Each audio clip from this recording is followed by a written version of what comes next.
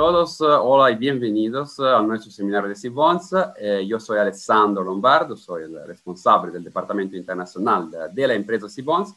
¿Qué vamos a hacer? Vamos a hablar del mercado de bonos latinoamericano y para hacerlo de la mejor manera hemos invitado tres profesionales muy competentes que seguramente podrían darles a todos ustedes ideas muy interesantes para su actividad en el mercado de renta fija.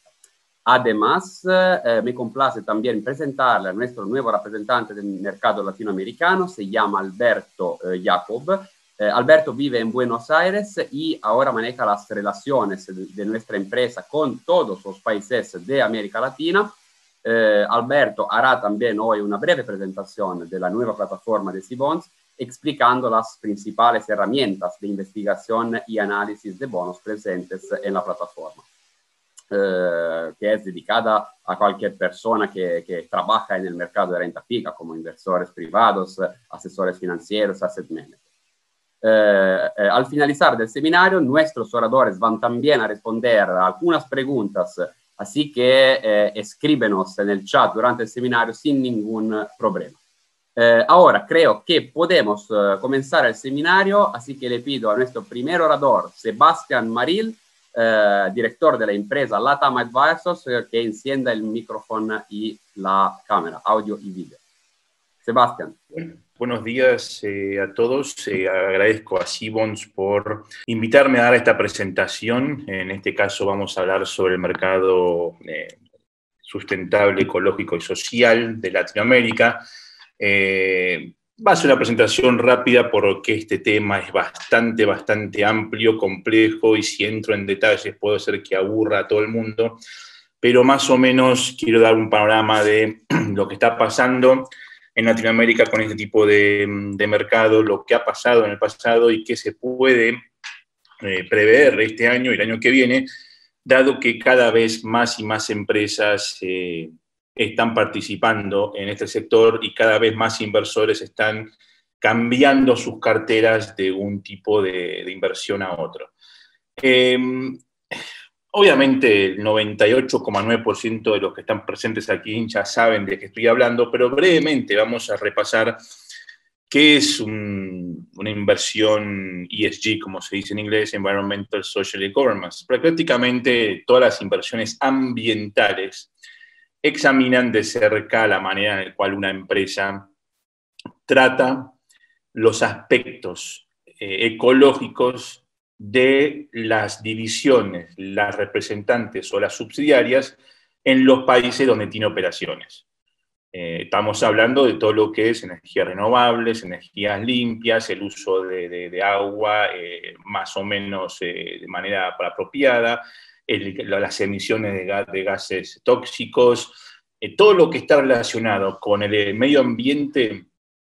Las empresas, los inversores están viendo muy de cerca si invierten o no en estas empresas en caso que no cumplan con una agenda estricta de lo que está ocurriendo en el mercado internacional, como vamos a ver a continuación. Lo mismo ocurre con los aspectos sociales, es decir, ¿cuál es la política que tiene cada empresa en temas sociales? ¿Cuánto ayuda a esa empresa a la comunidad donde se encuentra? ¿Cuánto educa a sus empleados? ¿Tiene una diversidad inclusiva de hombres y mujeres en su directorio o en su empresa? ¿Cuáles son los programas sociales que tiene la empresa para sus empleados, para las familias de sus empleados y para la comunidad donde opera? Y por último, la parte de la más compleja de analizar porque habla mucho de la corrupción y el gobierno corporativo. Es decir, la empresa tiene sistemas, protocolos, procesos establecidos para asegurarse que sus empleados, sus directorios, sus ejecutivos no ingresan en algún tipo de conflictos de interés o actos de corrupción en caso que se les presente en cada uno de ellos. Obviamente, todas estas variables en lo que es el ESG están siendo, y aún todavía no con total precisión, procesadas y almacenadas y calificadas por diferentes empresas, quienes son las empresas que después les ofrecen a sus clientes la posibilidad de analizar de manera concreta el comportamiento de cada uno de estos empresas y gobiernos, quiero aclarar, en el mercado de ESG. Latinoamérica es un caso especial. Y esos son quiero aclarar que esos son los principales las herramientas ecológicas, sustentables y sociales que vemos en el mercado actualmente en el mundo, pero vamos a hablar más detalladamente ahora en unos minutos sobre esto. Como dije anteriormente, Latinoamérica es un caso especial. Con la excepción de África, nuestra región, nuestro continente, por así decirlo, es el que menos inversiones ecológicos, sustentables, sociales e inversiones, quiero decir, en términos de bonos o préstamos, ha logrado en los últimos años. Obviamente, disculpas, Latinoamérica ha estado muy por detrás del ritmo de crecimiento de otras regiones, repito, Asia, América del Norte, excluyendo México, obviamente, Europa, pero estamos viendo que en los últimos años esto ha crecido exponencialmente, es decir, cada vez hay más empresas y gobiernos regionales latinoamericanos que se animan a probar este tipo de financiamiento. Y vamos a ver las ventajas del financiamiento en unas diapositivas más adelante. Por eso mismo estamos viendo cómo el año pasado, inclusive con y a pesar del coronavirus, este incremento exponencial de las emisiones ESG creció con respecto al año 2019 y este año ya estamos en camino de, seguramente, pasar por encima de ese dato. Quiero aclarar que estas emisiones son internacionales, no incluye los datos, las colocaciones de deuda o préstamos locales en moneda local, que si incluimos esos datos, el volumen se duplicaría. Muchos gobiernos, muchas empresas, con la excepción de este caso Argentina y otros más, acuden al mercado local para emitir bonos verdes, sociales y sustentables, para vender a los inversores locales y a alguno que otro internacional. Por eso digo, este gráfico solamente habla de dólares y algún que otro euro, pero principalmente es dólares, que es lo que se emite en Wall Street con ley en Nueva York. Chile siempre ha mantenido el liderazgo en este mercado. Chile no solamente fueron los pioneros en ofrecer regulaciones y un programa en su CNB, en su ente regulador de mercados, que aplique y que dicte los reglamentos y las reglas que tienen que cumplir cada emisor de bonos o prestamistas de bonos ESG, sino que también ha mantenido el liderazgo en términos de colocación de deuda. Repito, esto es deuda internacional, no es préstamos locales en moneda local.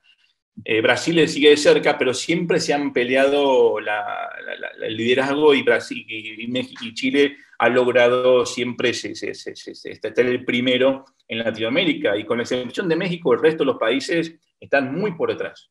Que es buena noticia porque tiene un potencial muy importante de empezar a emitir este tipo de bonos, dado a que cada vez más, y prácticamente te diría, en poco tiempo vamos a ver más bonos ESG que préstamos plain vanilla tradicionales, como estamos viendo hasta ahora. Es decir, los gobiernos están yendo por ahí, las empresas están yendo por ahí, provincias, aquí en Argentina lo hemos visto, están yendo también por los bonos verdes, y cada vez este mercado va a seguir creciendo. Es decir, no es coincidencia que Latinoamérica, que con pocas excepciones está considerado distressed, high yield o bonos especulativos, como quieran llamarlo, estén teniendo problemas en el pasado para colocar este tipo de deuda, porque el mercado de ESG nació en el investment grade y se enfocó en emisiones de investment grade, pero rápidamente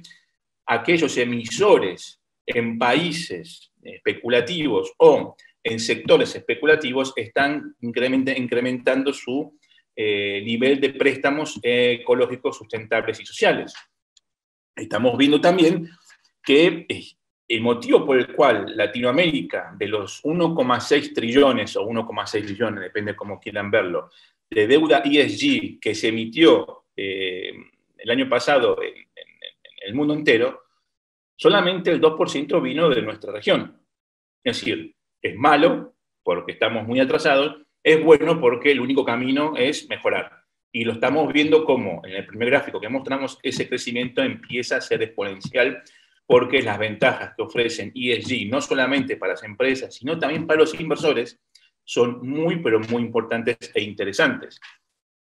Ya hemos hablado que como empresas y gobiernos se sienten cada vez más cómodos, y voy a explicar por qué son más cómodos, porque antes veíamos cómo una empresa estaba obligada a emitir deuda en base a la calificación y el techo soberano, por así decirlo, o el techo de calificación de cada sector, y ahora se están diferenciando porque hay empresas de mejor calidad, más pequeñas, pero que cumplen con riesgo, con calificaciones ESG, mientras los referentes de esas empresas no los cumplen.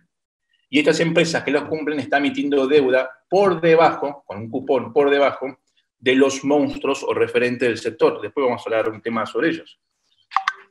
Una parte, lo que estamos viendo, especialmente en el 2021, es que el tipo de bono que empezó a ser verde, definido verde muy globalmente, ha mutado a un tipo de deuda vinculada a sostenibilidad de la empresa. Esto es simplemente intentar comprender a aquellos que estamos en Latinoamérica como un bono atado al crecimiento del PBI de un país o un bono atado a la inflación de un país.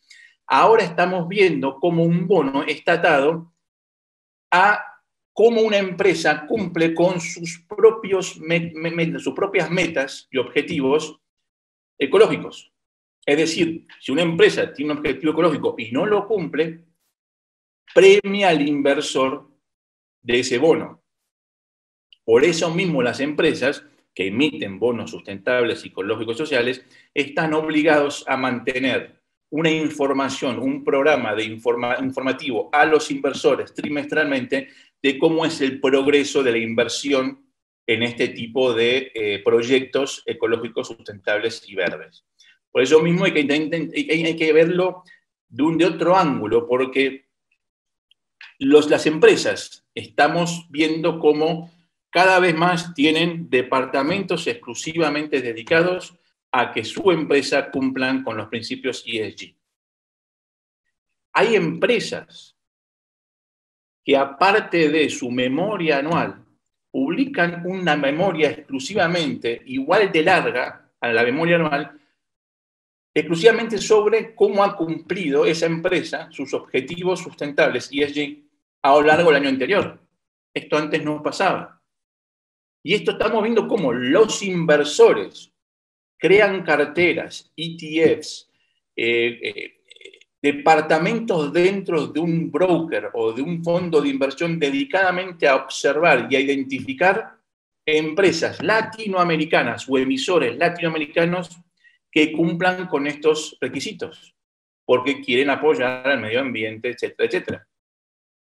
Y eso se traduce en prácticamente una cantidad creciente de productos financieros, ecológicos, sustentables y sociables, que logran reducir no solamente la tasa de endeudamiento de un emisor entre 1,5 y 3%, sino también que ofrecen beneficios impositivos para esos emisores y inversores.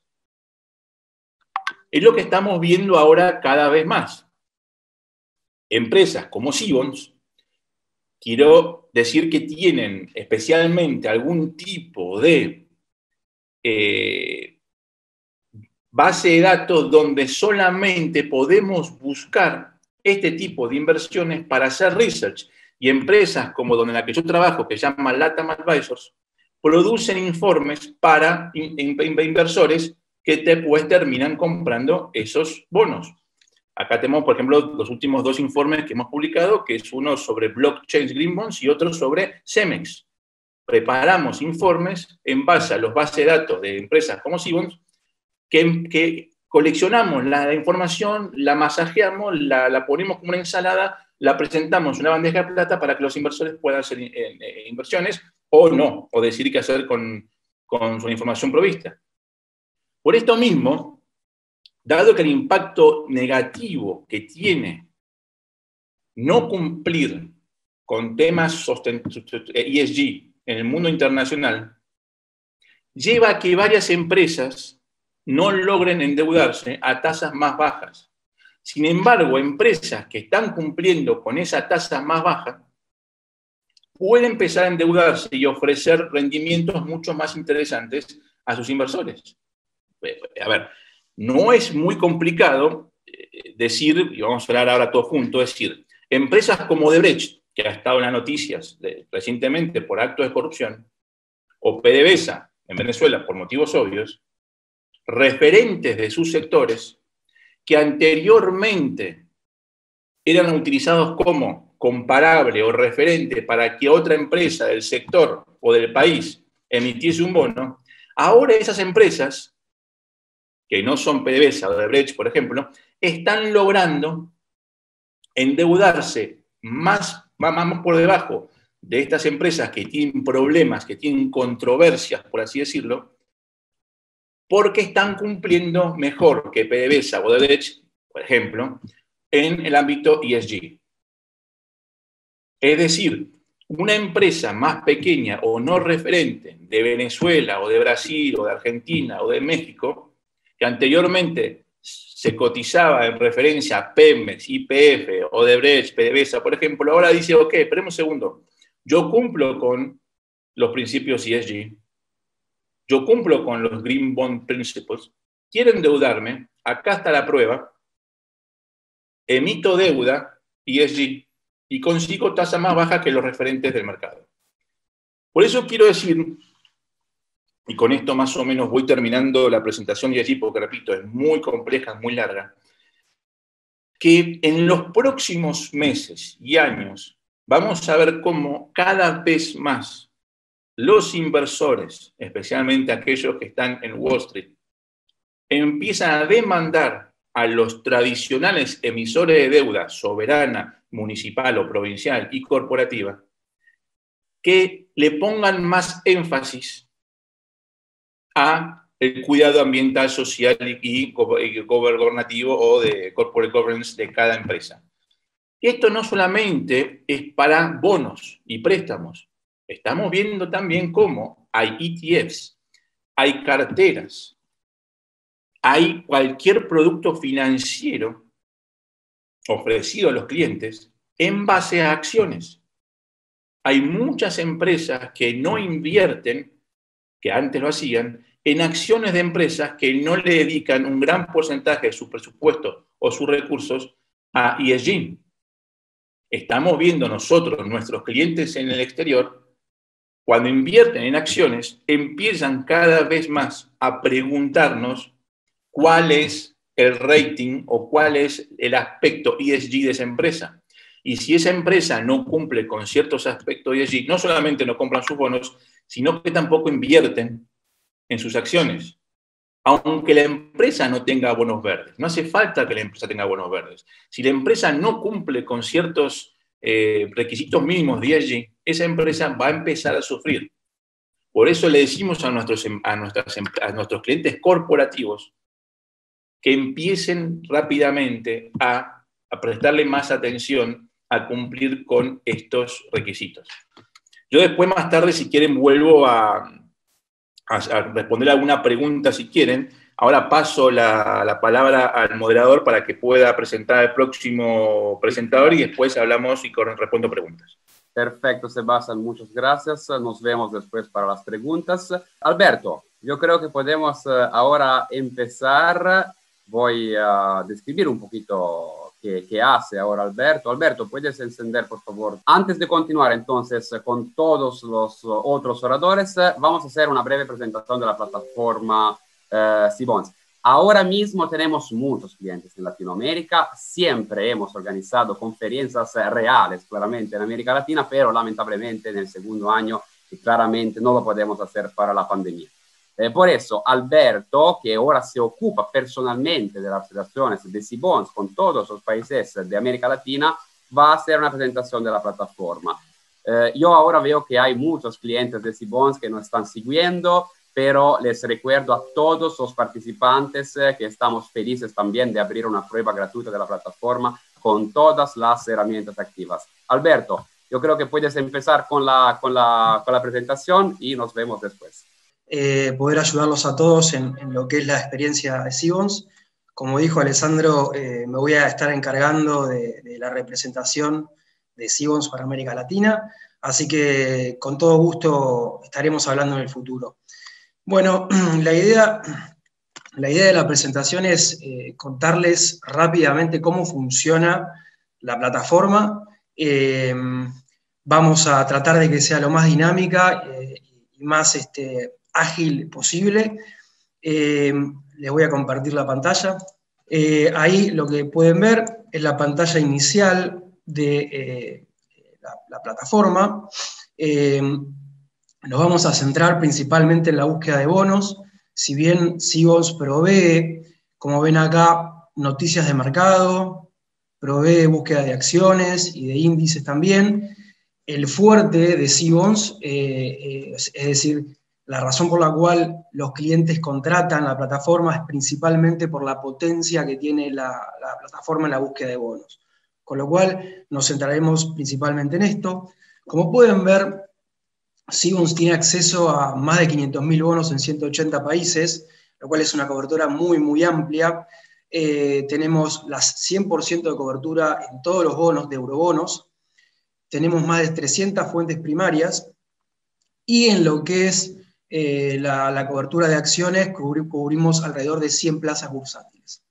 Así que bueno, comenzaremos principalmente con lo que es la búsqueda de bonos, como les comentaba. Si nosotros nos paramos principalmente aquí, donde dice bonos, búsqueda de bonos, lo que podemos ver son los parámetros iniciales de búsqueda. Obviamente, uno puede elegir el idioma, que lo pueden ver aquí sobre la margen derecha. Nosotros elegiremos, muchos de los clientes en general les gusta elegirlo en inglés, principalmente más que nada por algunos términos y, digamos, técnicos de bonos, pero en este caso lo haremos en español. Y bueno, dada el tópico de la conferencia, me pareció interesante hacer una búsqueda inicial de lo que es bonos corporativos de Latinoamérica, ¿no? Para estar en línea con lo que vamos a ir hablando y estudiando a lo largo de la conferencia. Entonces, lo que vemos aquí, en principio, es un despliegue de ciertos parámetros de búsqueda. Por supuesto, lo que voy a hacer es, no voy a desplegar todos los parámetros porque lo que voy a requerir es una búsqueda lo más amplia posible, con lo cual vamos a hacer una búsqueda muy inicial para que ustedes puedan ver cómo funciona. La idea principal, recuerden, es no salir siendo especialistas de esta charla, sino que puedan llevarse el 90% de la funcionalidad de la plataforma y luego la idea es poder realizar reuniones con cada uno de ustedes y explicarles con más profundidad. Entonces, bueno, ya pasando a la búsqueda, aquí lo que vemos es los parámetros principales de búsqueda. Entonces, inicialmente acá lo que observamos en la plataforma es que podemos hacer la búsqueda por región, por país. Inicialmente, entonces, lo que haremos es seleccionar la región Latinoamérica.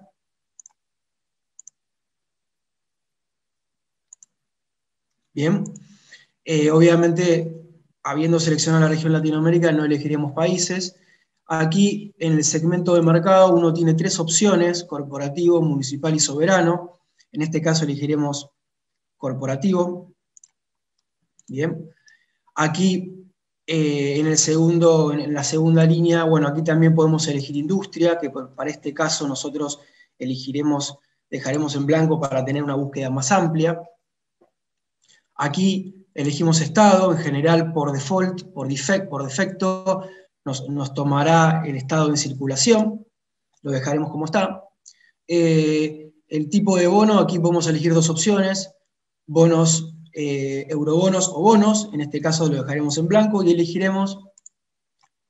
haremos la elección de monedas en dólares, para que nos dé emisiones en dólares. Y bueno, aquí tenemos una opción muy interesante, que es, podemos hacer un filtro por rentabilidad, ¿no? Entonces, en este caso, vamos a elegir una rentabilidad superior al 4% para ver cuáles son las búsquedas en Latinoamérica que arrojan una rentabilidad superior a este monto. Podemos también elegir la duration, la duración del bono, la colocación y el vencimiento. Por el momento lo vamos a dejar como está para poder obtener una búsqueda más abarcativa. Luego de esto, lo que observamos es las calificaciones, ya entrando a lo que es la calificación de las emisiones. Y en este caso, lo que vamos a hacer es elegiremos en esta solapa de calificación, elegiremos cualquier calificación de las tres principales, que son Moody's, S&P y Fitch, y elegiremos, obviamente, emisiones con grado de inversión. Con lo cual, esto nos arrojará un instrumento que posee grado de inversión y con una rentabilidad superior al 4%. Entonces aquí arriba lo que vemos es todos los filtros que hemos utilizado, ¿no? Hasta ahora. América Latina, segmento corporativo, el estado en circulación, la moneda en dólares, la rentabilidad del 4% y una calificación de cualquiera de las más grandes de triple B hacia arriba, o sea, de grado de inversión. Bien.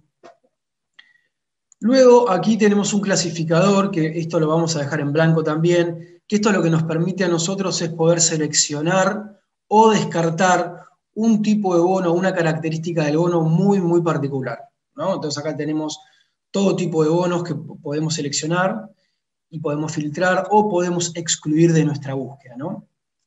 De vuelta aquí lo vamos a dejar en blanco porque queremos obtener una selección más amplia. Luego aquí lo que tenemos también es otro tipo de información en donde podemos seleccionar la fecha de la emisión, el valor nominal del monto, el volumen de la emisión, ¿no? Y aquí tenemos también otro tipo de filtro en donde podemos seleccionar el cupón al cual nosotros queremos remitir la búsqueda, ¿no? Que también por el momento lo dejaremos así en blanco, y una vez completados los parámetros, lo que uno hace es poner encontrar, y aquí lo que obtendremos es la bajada inicial. Bien. Entonces aquí, ¿qué es lo que tenemos? Aquí lo que tenemos es una búsqueda preliminar de todo el listado de los bonos que cumplen con el requisito de filtros que uno le pidió a Sibons, ¿no? Entonces acá tenemos 60 resultados. 60 resultados de bonos que cumplen con estos parámetros. ¿Bien?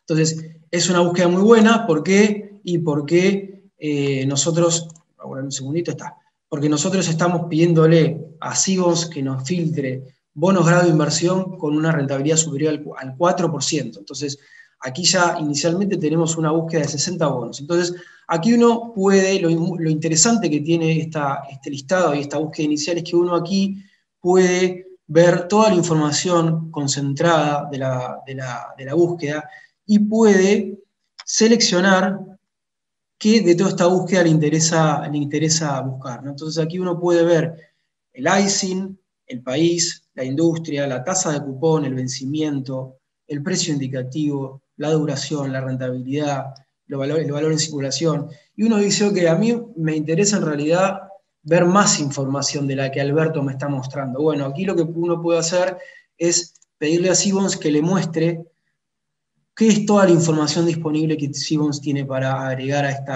esta búsqueda. Entonces aquí uno puede sumar cualquier tipo de información y automáticamente se va a agregar en la pantalla inicial, ¿no?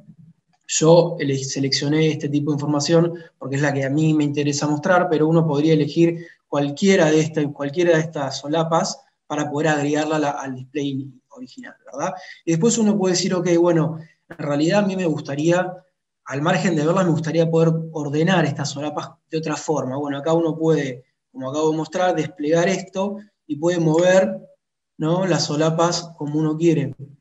También. Bien. Muy interesante. Entonces, uno aquí dice, ok, perfecto, me interesó mucho este listado, a mí me gustaría poder rankear este listado aquí mismo por rentabilidad indicativa. Bueno, acá uno puede apretar aquí, como acabo de mostrar, y poder sortearlo por rentabilidad. Bien, entonces ahí uno puede verlo tranquilamente. Entonces aquí uno puede ver por rentabilidad ascendente. Bueno, está un poco lento la...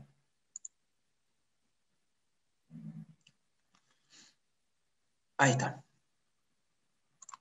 Entonces uno acá podría tranquilamente decir, me interesa ver esta emisión de Ecopetrol, ¿por qué? Y porque tiene una rentabilidad indicativa de 5,77, un precio indicativo de 121 y una tasa de cupón 7. Me interesa esta emisión, perfecto. Entonces uno puede cliquear aquí y puede ir a ver esa emisión de Ecopetrol.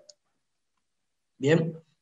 Entonces aquí uno despliega la página de Ecopetrol y aquí obtiene toda la información de la compañía, ¿no? Entonces es un eurobono Ecopetrol con un cupón de 7,38, que tiene un precio de 121, o sea, cotiza a premium, y una rentabilidad indicativa de 5,755. Bien, entonces aquí uno lo primero que observa es la calculadora. La calculadora es un elemento muy, muy interesante porque uno puede decir, ok, hoy el precio del bono es 121,35, pero a mí me interesaría saber qué pasaría si el precio del bono fuese 115. Entonces uno puede calcular el precio del bono, despliega los detalles y acá tiene toda la información de ese cálculo que uno hizo, ¿verdad? Entonces, después acá uno puede obtener el prospecto, la base de prospecto. Cabe recordar que Cbonds es la plataforma con mayor cantidad de prospectos en el mundo, con lo cual es una fuente muy, muy interesante y muy importante para muchos inversores para chequear prospectos. Luego lo que podemos observar es aquí la serie histórica del bono. Esto es la serie de precios. Uno también podría chequear la serie por rendimiento. Bien. Uno podría ver también el mapa. El mapa lo que me muestra es toda la curva de Ecopetrol. Entonces uno acá podría ver una emisión comparable de Ecopetrol y dice que a mí me interesa ver esta emisión particular. Entonces uno cliquea acá y automáticamente Cbonds te lleva a esa emisión y uno puede hacer el análisis de esa emisión. Entonces, la verdad que este gráfico es muy bueno, uno puede verlo por evolución de precio y de rendimiento. Uno puede ver, también puede seleccionar el periodo que quiere ver, uno puede verlo también por tabla, ¿verdad? Luego, uno puede ver, y esta es una aplicación muy interesante de Cbonds, uno puede ver todas las indicaciones de precio que tienen los bonos.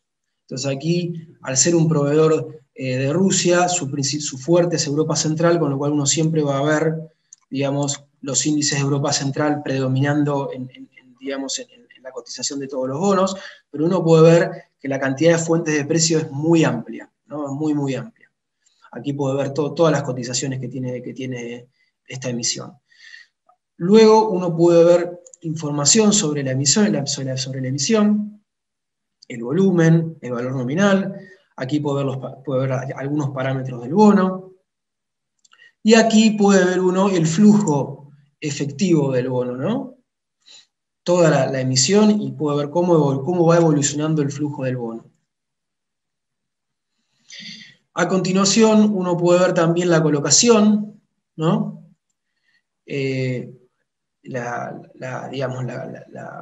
La calificación de la colocación, los identificadores, quiénes son los participantes de colocadores, quiénes son las agencias calificadoras que siguen esta emisión. Y acá hay un feature muy interesante que es el tema del prospecto. Generalmente los prospectos son muy amplios, son muy largos, y uno por ahí no tiene el tiempo de seleccionar o de leer todo el prospecto. Y aquí esta es una aplicación muy interesante porque uno puede ver exactamente cuáles son los principales features de los prospectos. Entonces, si uno quisiera ver todo lo que es las cláusulas cross default, uno aprieta aquí y automáticamente C-Bonds te lleva a la parte de eventos de default, ¿no? Entonces, uno aquí puede ver digamos, los aspectos más importantes o más representativos digamos, de cada prospecto y puede ir directamente a ese lugar, ¿verdad? Cosa que es muy, muy útil para lo que es la búsqueda de información clave en los prospectos. Luego aquí tiene uno la clasificación del bono, los estados financieros, quiénes son los principales tenedores, digamos, y acá por último, muy interesante son, uno podría observar cuáles son las últimas emisiones, ¿no? Uno acá podría decir, de hecho yo tengo muchos clientes que me dicen que mirando la página principal del bono, pues, se enteran de nuevas emisiones que están lanzando la compañía, con lo cual esto es súper interesante, ¿no? Acá uno podría enterarse, conocer una nueva emisión y decir, bueno, mirá, una nueva emisión de Ecopetrol, me interesaría ver esta, y automáticamente uno puede ir a ver, ¿no? esa emisión. Ahora me gustaría mostrarles, a partir de este listado, me gustaría mostrarles otra aplicación muy interesante que es lo que es el Watchlist. El Watchlist es una aplicación que permite poder hacer el seguimiento de un portafolio que uno tiene para sus clientes y puede generar ciertas alertas de precio y de rendimiento de manera de poder hacer un follow-up continuo sobre estas emisiones. La verdad que es una herramienta muy interesante, uno puede subir hasta 250 bonos en ese watchlist de seguimiento, con lo cual les diría que es una de las herramientas que por lo menos yo más utilizo. Entonces, si uno, por ejemplo, quisiera decir, bueno, me interesa seguir esta emisión de Ecopetrol, la abro,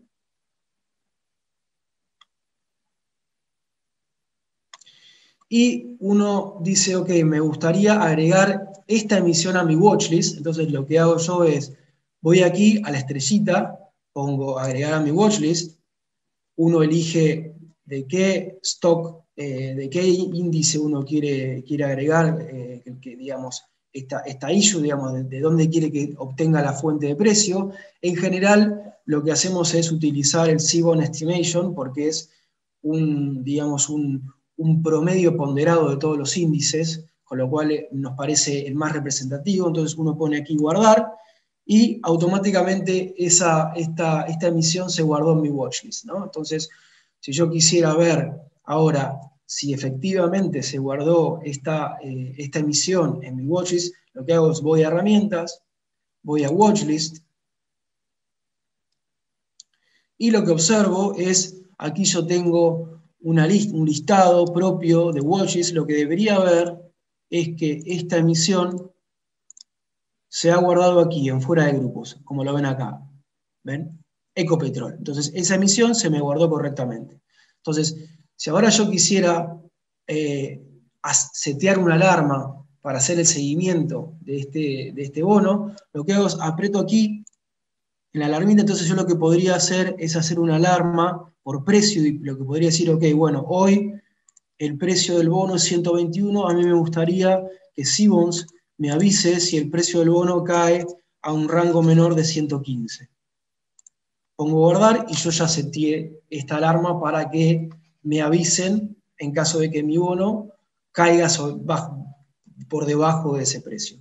Entonces aquí lo que hago es, para poder configurar el sistema de alarmas y cómo quiero recibir esta notificación, lo que hago es voy a esta campanita sobre la margen izquierda, pongo configurar notificaciones, y aquí, perdón, y aquí lo que hago es configurar cómo yo quiero recibir esta información. Si lo quiero recibir por Telegram, por Viber, yo aquí lo tengo por correo electrónico, y aquí uno puede establecer qué notificaciones quiero recibir. Notificaciones por default, yo tengo aquí configurado por default, y por notificaciones de precio y rentabilidad. Bien, uno pone guardar, y ya está guardada la notificación. Entonces, bueno, una vez ya explicado cómo funciona el Watchis, lo que vamos a hacer ahora es pasar a lo que es el add-in. El add-in es una aplicación que nos permite poder utilizar toda la información que tiene Sibons, pero desde el Excel. O sea, Sibons tiene tres fuentes digamos, para poder bajar, para poder manipular y observar información. Una fuente puede ser la página web, otra opción puede ser un dispositivo móvil, que es una tableta o un teléfono, y la tercera opción es desde el Excel. Uno podría tranquilamente utilizar toda la información que obtiene en la página web, pero desde el Excel. ¿Por qué esto es importante? Y bueno, esto es importante porque muchos fondos, muchos asesores financieros, muchos bancos, directamente hacen el refresh de la información, todo desde el Excel, y quizás no tienen el tiempo de poder ir a verla en la página web, o les resulta más cómodo simplemente utilizarlo desde Excel. Entonces, lo bueno de Sibons es que permite esta aplicación. Alberto, Sí, hacemos unos sí. otros 5 minutos un poquito rápidamente del Excel Add-in para después continuar con los oradores. Solamente mostrar un poquito las herramientas más importantes del Excel Add-in, ¿vale? Bien. Entonces, rápidamente, para no utilizarles el tiempo a los otros oradores, vamos a hacer una demostración muy rápida y básica de lo que es el Excel Add-in. Entonces, aquí, una vez uno obtuvo toda la información aquí bajada en estas columnas, lo que puedo hacer es ir a esta solapa y poner descargar en Excel. Y aquí la aplicación lo baja al Excel. Bueno, y aquí obtuvimos toda la bajada de la aplicación, de la información que obtuvimos inicialmente en la bajada de Excel. Entonces, ¿qué es lo interesante de esto? Que uno acá puede obtener toda la información exactamente como yo la pedí en la plataforma. Está igual, con la misma configuración que la pedí acá. Entonces, lo bueno es que uno puede manejar la información y bajarla exactamente como la pidió en la página, de manera de no tener que estar corriendo, moviendo columnas aquí. Entonces aquí uno puede ver toda la información que uno obtuvo, y aquí, por ejemplo, si uno quisiera decir, ok, a mí me interesa ver esta emisión de Ecopetrol desde el Excel Add-in, entonces uno lo que hace es copia este ISIN y uno pone Issue Information, copia el ISIN aquí, y uno puede obtener la información de esta emisión desde Excel. Vamos a darle un poco de tiempo para que busque. Bueno, aquí me está arrojando la información. Bueno, y aquí lo que obtenemos es toda la información, como les comentaba, toda la información del bono que obtuvimos, digamos, previamente en la plataforma, podemos obtenerla aquí, ¿no? Información del bono, todo lo que es la información de precio de los trading floors, todo lo que es la estructura del bono, la estructura de pagos, etc. Si uno quisiera, por ejemplo, decir, ok, me interesa ver todo lo que es la información histórica del bono, ¿no? Entonces, la información histórica de precio. Bueno, uno también podría hacerlo.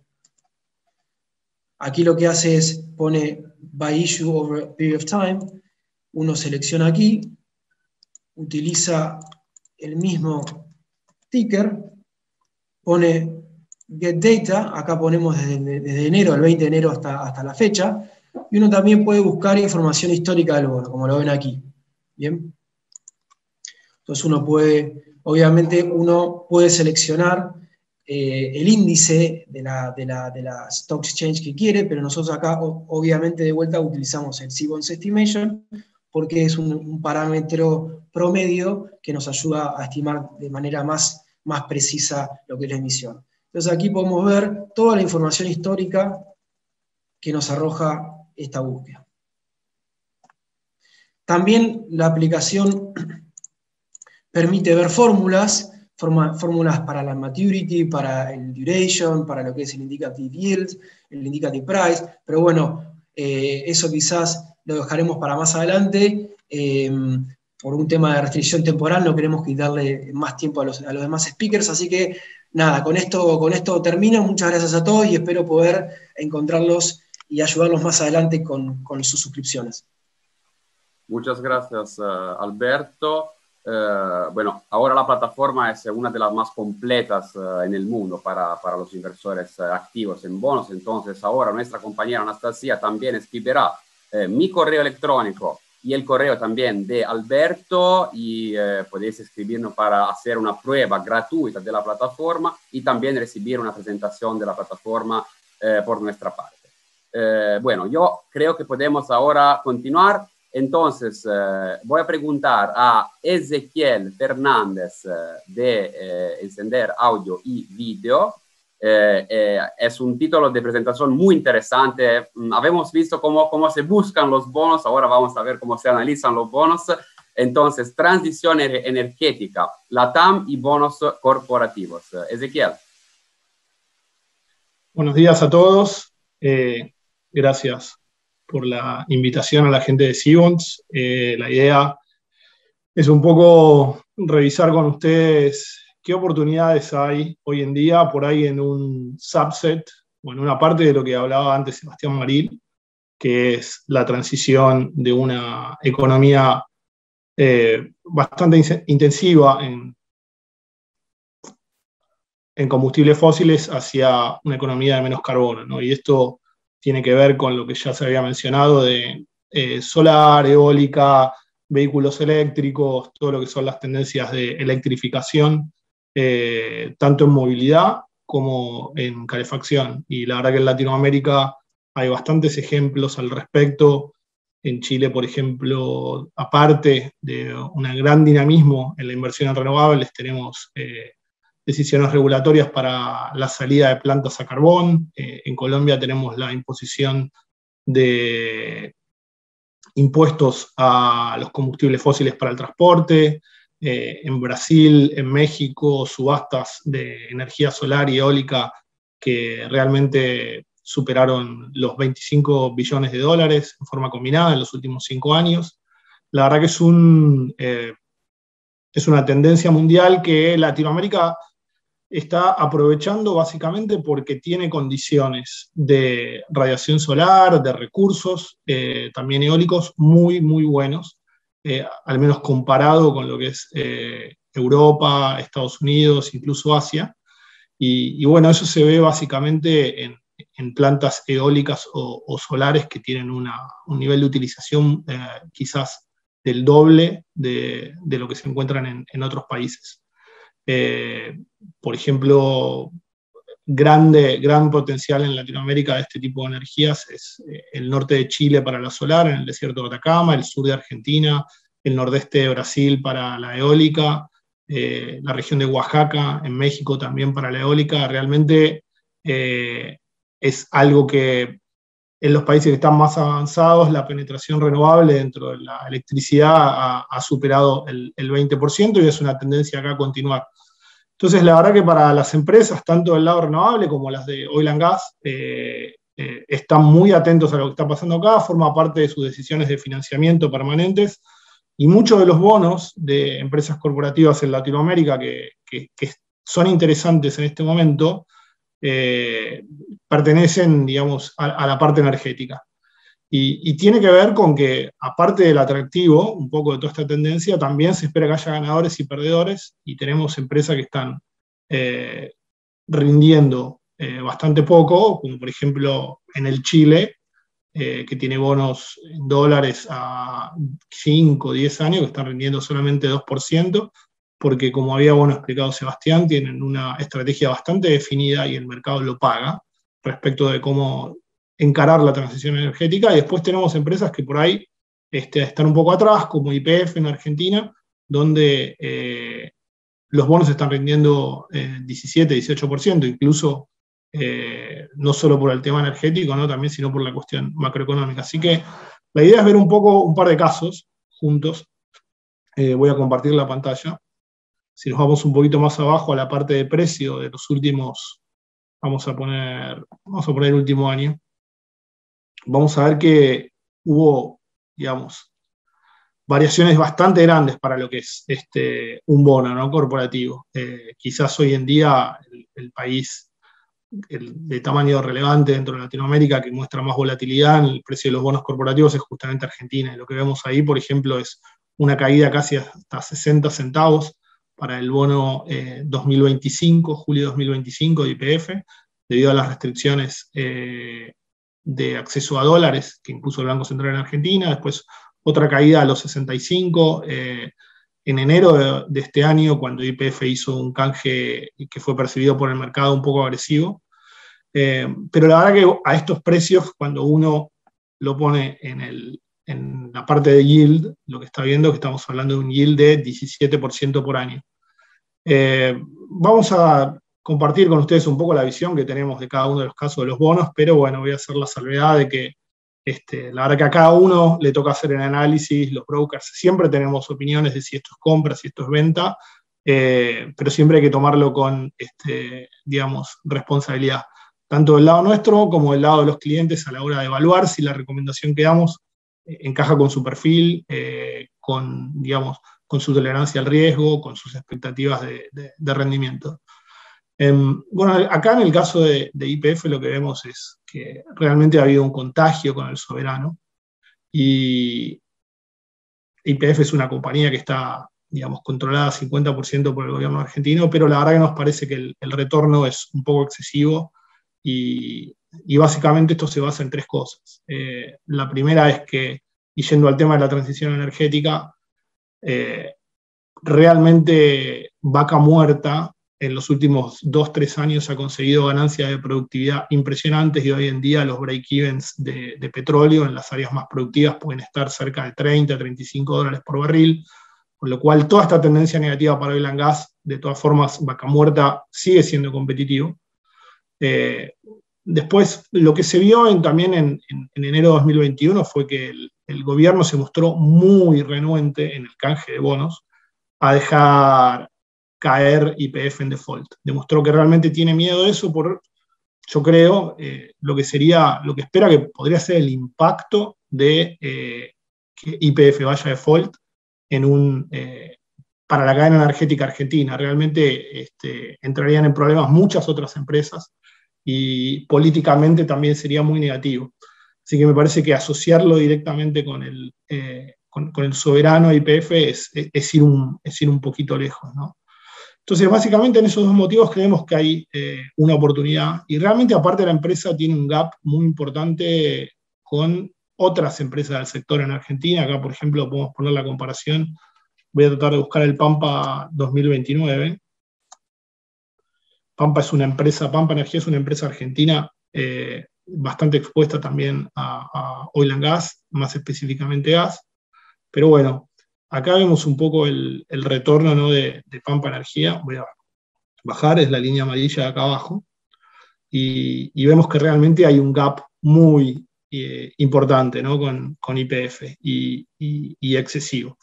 Así que para quienes están un poco buscando oportunidades en el espectro más agresivo, vemos YPF como una oportunidad de valor relativo, ¿no? La empresa, ya comentábamos, tiene sus problemas, no está, digamos, no es una opción para todos, pero realmente creemos que hay una oportunidad ahí.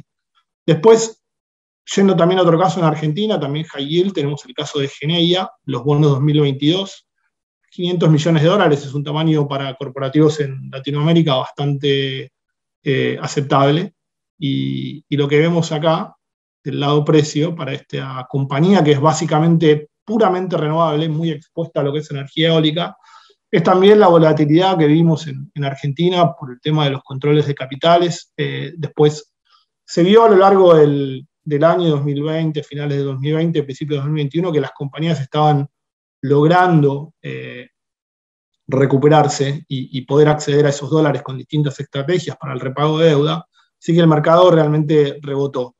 Lo que vemos acá, de todas formas, es con Geneia, un bono de corto plazo que vence en enero de 2022, es que de todas formas hay un precio de 90 centavos, y este precio de 90 centavos refleja, digamos, justamente las incertidumbres de cómo encarar un canje de bonos en el contexto de escasez de dólares en Argentina. Y acá es interesante porque es una compañía muy sólida, con un flujo de caja muy fuerte. Lo que hablábamos de las eólicas en el sur de Argentina, con factores de planta, o sea, la cantidad de tiempo que está andando el molino eólico de 60%, muy superior a lo de otros países, les permite tener márgenes EBITDA de 70-80% a este tipo de operaciones. De hecho, Geneia tiene un margen EBITDA de 70%. Entonces acá tenemos un clásico ejemplo de problema de liquidez, pero no de solvencia. Así que para quienes quieran, digamos, evaluar esta oportunidad, existe la posibilidad de comprarse algo hoy a 90 y quizás cobrar 104, 105 en enero de 2022, siempre y cuando el canje del bono salga. Acá estamos un poquito neutrales, por ahí en Geneia nos gustaría ver el precio más cerca de 85, tal vez un poquito abajo de 90 para entrar, pero es también una historia interesante. Después nos movemos a algo por ahí en el otro espectro. Wacolda es una compañía de producción de electricidad carbón en Chile. También un bono de $500 millones, de un tamaño y liquidez, vamos a decir, adecuado para Latinoamérica. Y acá vemos la yield de Wacolda. Y bueno, lo que vemos ahí es un salto muy importante, obviamente en enero, que la verdad es que lo que está reflejando acá son digamos, el impacto de la pandemia a partir de enero. Y después una mejorada y una recaída nuevamente. Vamos a ponerlo tal vez en un año para verlo un poquito mejor. Y esto tiene que ver con la salida de AES, una empresa, digamos, con mucha trayectoria en el mercado de electricidad de Latinoamérica, y la compra por parte de la planta Wacolda de distintos fondos de inversión, que quizás no tienen una estrategia de SG&E o de transición energética tan, digamos, marcada o definida como justamente el Wacolda, y el mercado realmente castigó. Ahora, ¿hay una oportunidad en los bonos de Wacolda a este yield? Bueno, la verdad que nosotros pensamos que no. Lo que es generación a carbón en Chile está realmente muy complicado, y hemos visto que las elecciones de lo que son los asambleístas para la reforma constitucional en Chile fue una sorpresa bastante negativa para el mercado, donde el far left, vamos a decir, o los más extremos a la izquierda, tuvieron una representación bastante significativa de 20-25%, una serie de independientes con 40%, y si bien esto abre quizás oportunidades para la sociedad chilena en aplicar reformas, también para este tipo de operaciones, justamente donde la parte ambiental es tan importante, se abren más riesgos, digamos. Podríamos ver en Chile una transición fuera del carbón más rápido de lo que el gobierno de Sebastián Piñera ya tenía, digamos, determinado, que era bastante ambicioso. Entonces, la verdad que vemos Wacolda básicamente como un value trap. Y acá quizás es importante ver el tema del prospecto, ¿no? Lo que mostraban que está disponible en la plataforma. Porque en general, cuando uno ve un cambio de control en alguna compañía, muchas veces los bonos tienen cierta protección para distintos casos de eventos corporativos, para que el bonista no se vea perjudicado. Una de ellas es lo que se llama el change of control, que básicamente cuando una compañía compra otra, tiene que repagar el bono en forma anticipada. Bueno, acá yo ya bajé el prospecto de Wacolda, y para hacerlo corto, lo que podemos hacer es aquí buscar el tema de change of control.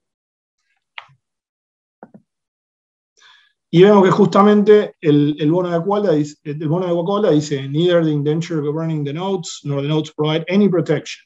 Básicamente está diciendo que si hay una compañía nueva que se hace cargo de la planta, no tiene por qué repagarte el bono, como es el caso de muchos otros bonos en Latinoamérica. Es sorpresivo que el prospecto de Wacolda no incluya esto.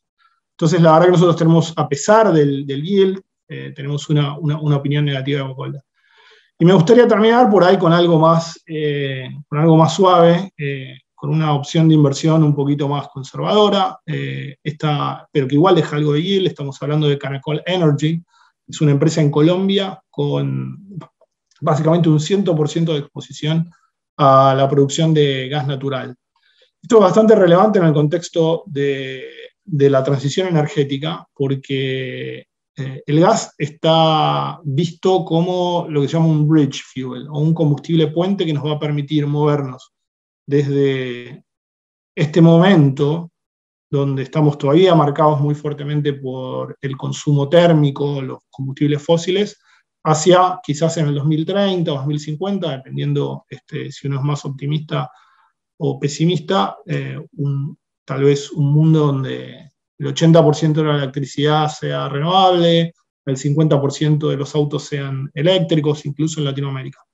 Y entonces, progresivamente dejar fuera el carbón y progresivamente dejar fuera al petróleo tiene que ser reemplazado, parte con renovables, pero parte va a ser también con gas, porque tiene un nivel de emisiones de carbono menor.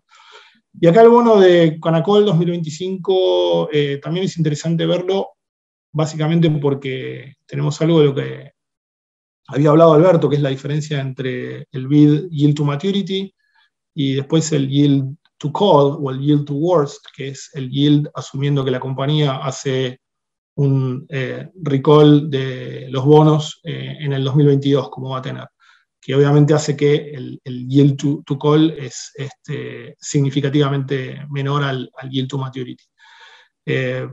Canacol es una empresa que está en la parte central de Colombia y vende su gas principalmente a clientes industriales y distribuidoras y generadoras de electricidad en la costa Caribe.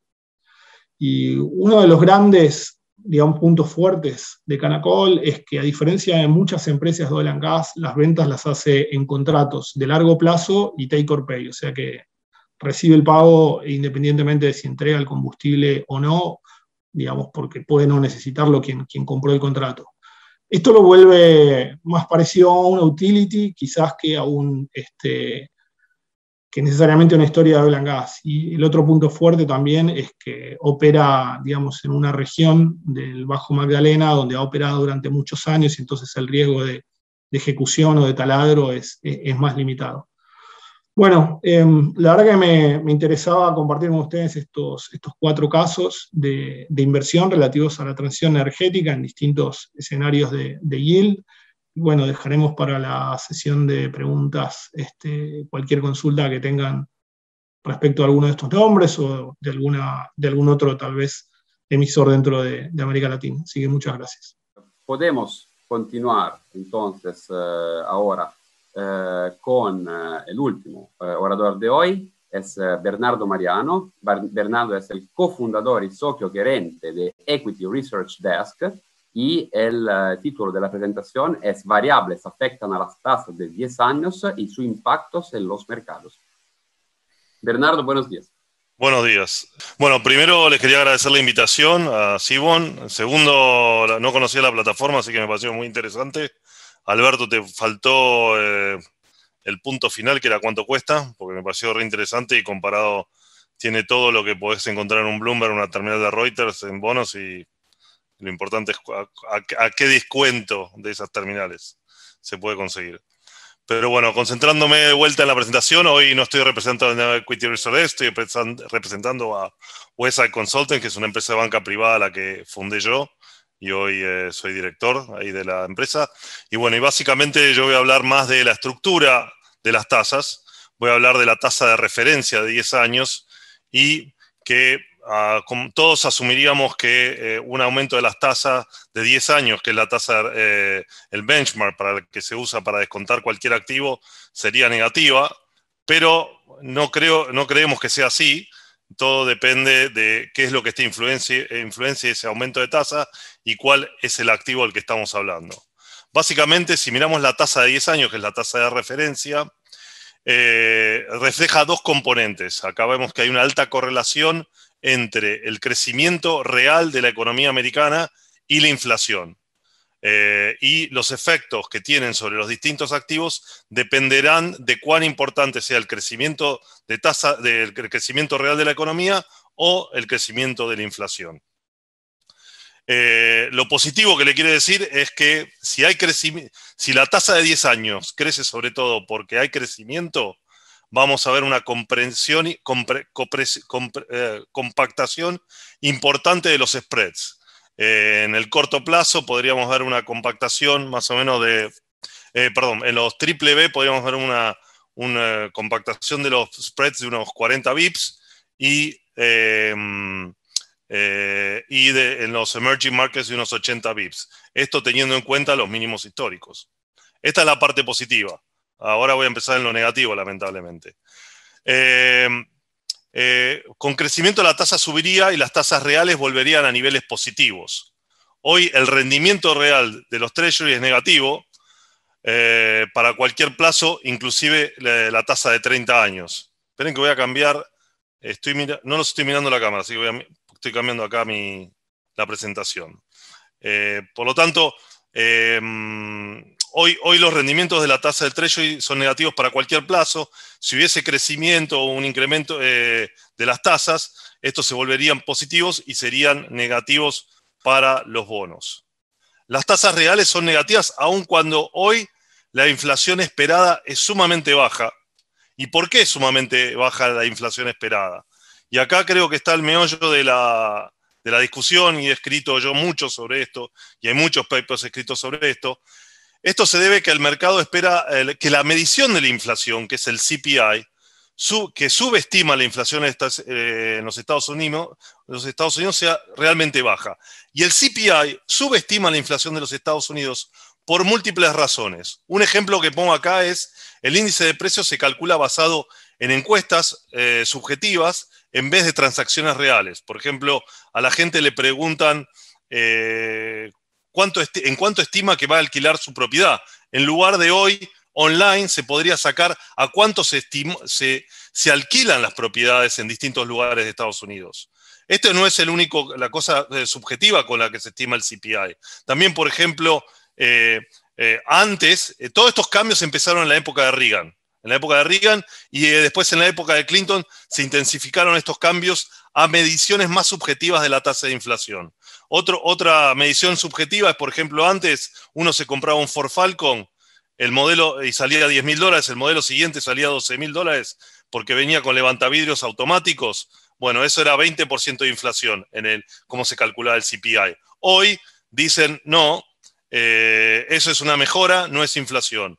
Otro ejemplo de la subjetividad del cálculo del CPI es que, por ejemplo, la carne aumenta, el lomo aumenta, bueno, pero tengo un sustituto que es, no sé, la carne picada. Por lo tanto, no es inflación el aumento del lomo porque tengo un sustituto de carne. Entonces, hoy el CPI es sumamente subjetivo y hay una página ahí donde ven en la última parte del gráfico, esta que es Shadow Statistics, que calcula el índice de inflación como se calculaba antes de los años 80 y cómo es hoy, y muestra que la inflación en los últimos 20 años ha sido mucho más alta de lo que ha publicado el Bureau of Statistics a través del CPI. A pesar de eso, a pesar de que la tasa de inflación se subcalcula, todos los activos han estado aumentando, mucho más de lo que ha aumentado la tasa de inflación. Acá vemos el Case-Shiller, que es el índice habitacional, los commodities, el healthcare y los tuitions de las universidades. Un escenario, entonces, si miramos para atrás, un escenario de crecimiento alto e inflación por encima de la esperada, como ocurrió en los años 60 y 80, sería negativo para los bonos. Y acá agarramos un bono de 30 años con un cupón de 4% y cómo el impacto de la tasa impacta negativamente en ese bono. Entonces, ¿cuáles son los componentes de la tasa de descuento y cómo impacta esa tasa de descuento en los distintos activos? cómo impacta, digamos, los componentes tanto de crecimiento y de inflación en los distintos activos. Por ejemplo, la tasa de si la tasa de 30 años, de 10 años, aumenta por un aumento del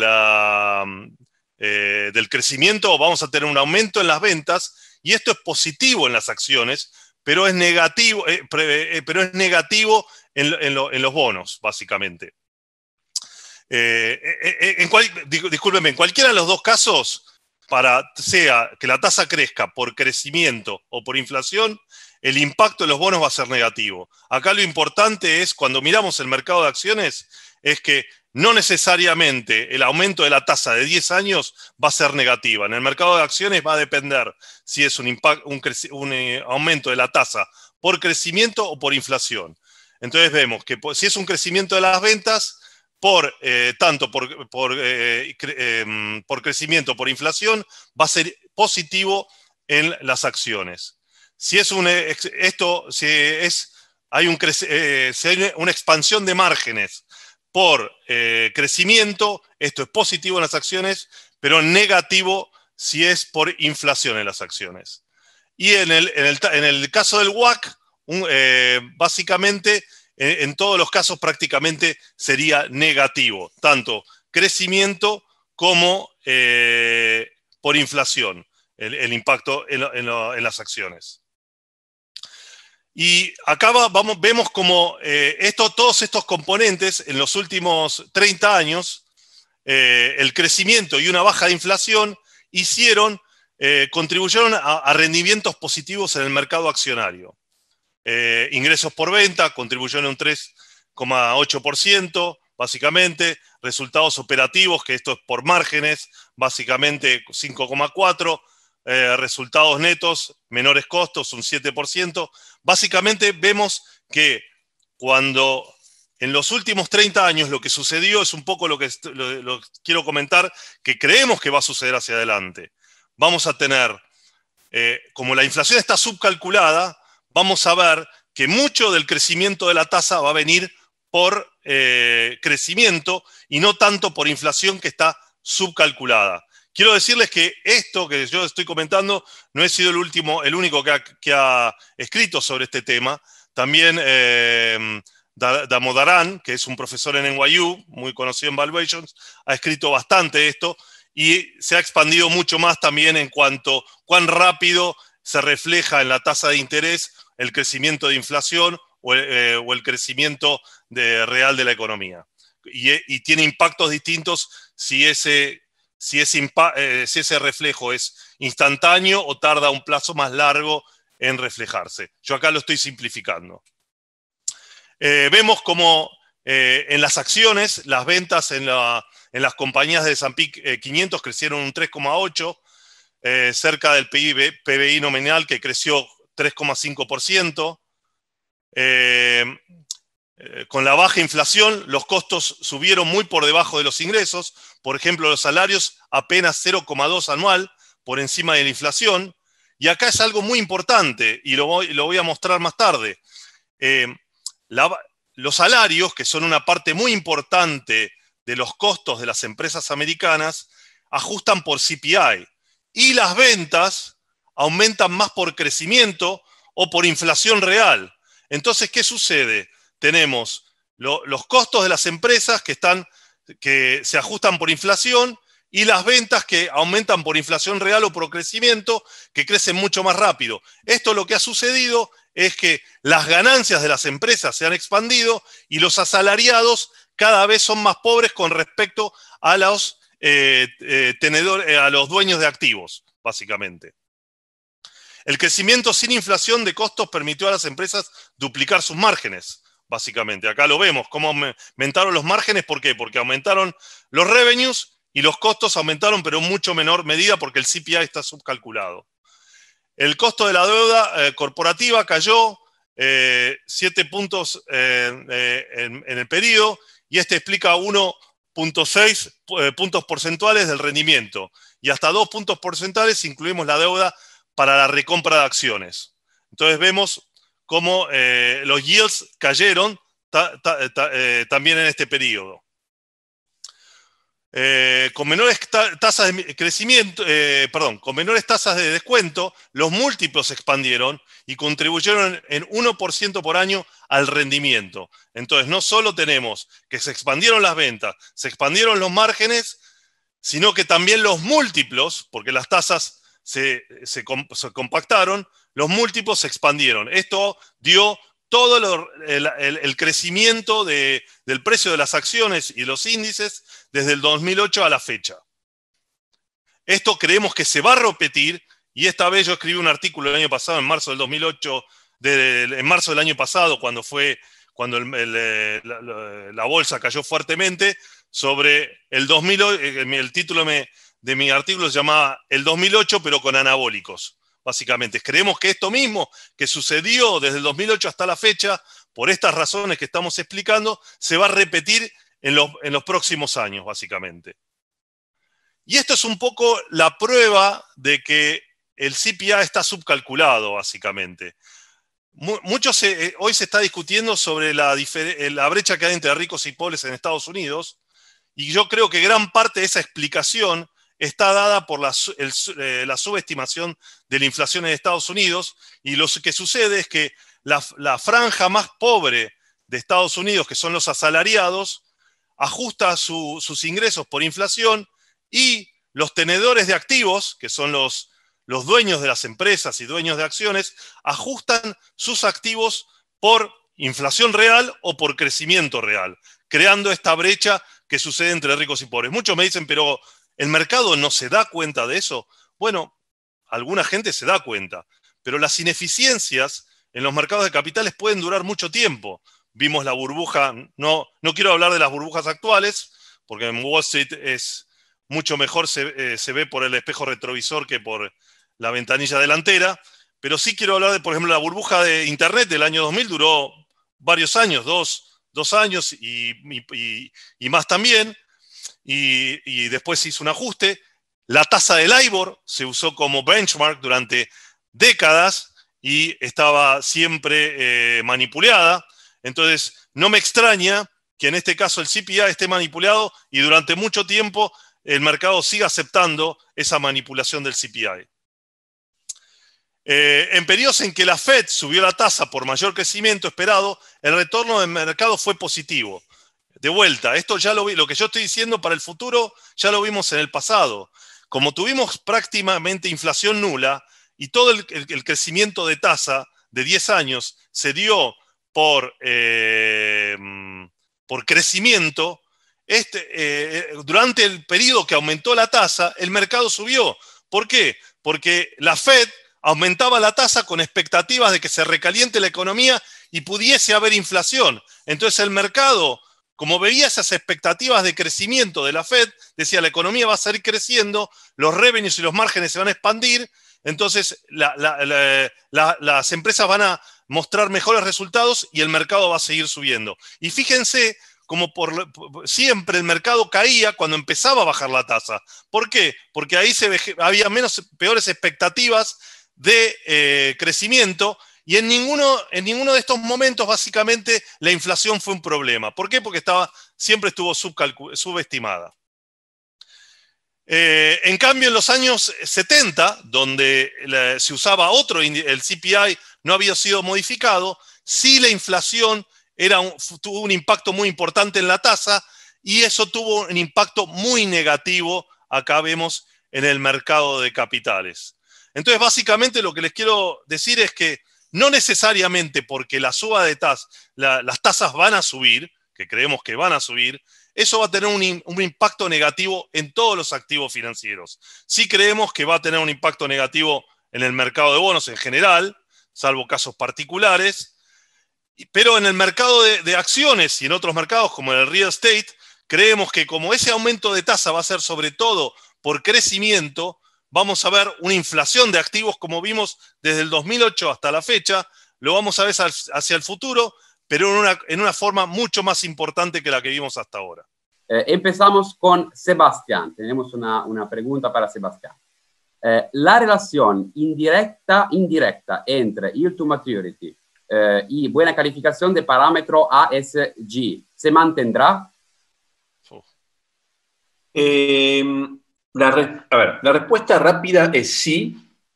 La respuesta más compleja es que los productos ESG, especialmente en este caso, como estamos hablando de Yield to Maturity, estamos hablando de un bono, va a empezar a mutar. Va a empezar a mutar de tal manera que, como dije en unas diapositivas, el Yield to Maturity de un bono que muchas veces, y cada vez tal vez menos, está linkeada directamente con el techo soberano o con referentes de un sector, en el caso del bono en cuestión que estamos analizando, cada vez más ese Yield to Maturity va a empezar a cotizar o a operar o a rendir en base a referentes del sector que cumplan con los parámetros establecidos por ESG y van a dejar o sacar de las variables de la ecuación a aquellos referentes del sector que no cumplan con parámetros de ESG. Por ejemplo, vamos a hacer un ejemplo sin criticar a nadie. YPF lanza un bono verde sustentable que muchas veces, obviamente cuando se presea por el techo soberano del país donde está ubicado, que es Argentina, y muchas veces usa referentes a, por ejemplo, 10 años como Pemex, como PDVSA, como Petrobras. Si, por ejemplo, Pemex, PDVSA o Petrobras no tienen una política sustentable, ecológica y social tan buena como YPF, esa operación Yield to Maturity, rendimiento diario, los bonos cuando cotiza, va a empezar a separarse de Pemex, Petrobras y PDVSA y asemejarse más a otras petroleras, aunque sean de menor calibre, que sí tengan esas políticas sustentables. Esto no está pasando ahora, pero a medida que haya más empresas que empiecen a emitir deuda con parámetros y reglamentos y principios ESG, vamos a ver que ese Yield to Maturity va a empezar a despegarse de los comparables y va a empezar a ser más fijo en ESG y no tanto en un referente del sector. Perfecto. Entonces, una segunda pregunta para Ezequiel. ¿Cómo van a cambiarse los yields de bonos emitidos por emisores del sector de combustibles tradicionales con el desarrollo de ESG? Bueno, la verdad que representa un desafío para muchas de estas compañías. La transición energética es de largo plazo y, digamos, todavía hasta el 2025, 2030, no vemos prácticamente ninguna empresa que hoy en día tenga operaciones sanas entrando en problemas por este tipo. Así que me parece que ahí lo importante es diferenciar por duration, ¿no? Si tengo un bono a 2030, 2035, bueno, por ahí mirarlo con un poquito más de cuidado. Un bono hasta 2025 tiene más sentido, por ahí aprovechar el extra yield que te dan hoy en día las compañías que todavía están enfocadas en combustibles térmicos, pero siempre y cuando no te vayas de un horizonte de inversión en el cual te puedas meter en problemas. Gracias, Ezequiel. Entonces, Bernardo, una pregunta para usted. ¿Por qué hay una inflación bastante baja en América Latina? Según los datos, la inflación promedio en Latinoamérica llegó a un nivel históricamente bajo. Es una buena pregunta. Me cuesta, para Latinoamérica me cuesta, dependiendo de qué países miramos, ¿no? Ahí no tengo una respuesta. Creo que sí, hay parte no todo es... Yo me referí que la tasa de inflación en los Estados Unidos está subcalculada, pero sí también hay un impacto a la inflación que la ha hecho más baja alrededor del mundo por los aumentos de productividad, y esto tiene que ver por las mejores tecnológicas. Entonces, entonces creo que esto ha tenido un impacto a nivel global, estos aumentos de productividad por mejoras tecnológicas. Yo creo que en mi presentación me enfoqué en la parte de subestimación por la subjetividad del índice, pero creo que hay otra parte que sí ha bajado la inflación, en un porcentaje importante a nivel global por las mejores tecnológicas y las mejoras en productividad. Y creo que eso también ha tenido un impacto en Latinoamérica también. Perfecto, Bernardo. Bueno, 1 hora y media de seminario. Entonces, muchas gracias a todos. Vamos también a poner en YouTube el seminario para todos. Entonces, se pueden ver todas las informaciones todos los días con todos los sightseeing disponibles en YouTube. Muchas gracias a todos, a Sebastián, a Ezequiel, a Bernardo, a Alberto también para la presentación de la plataforma. Y espero de ver los oradores de hoy también en el próximo seminario de C-Bonds Online. Muchas gracias a todos.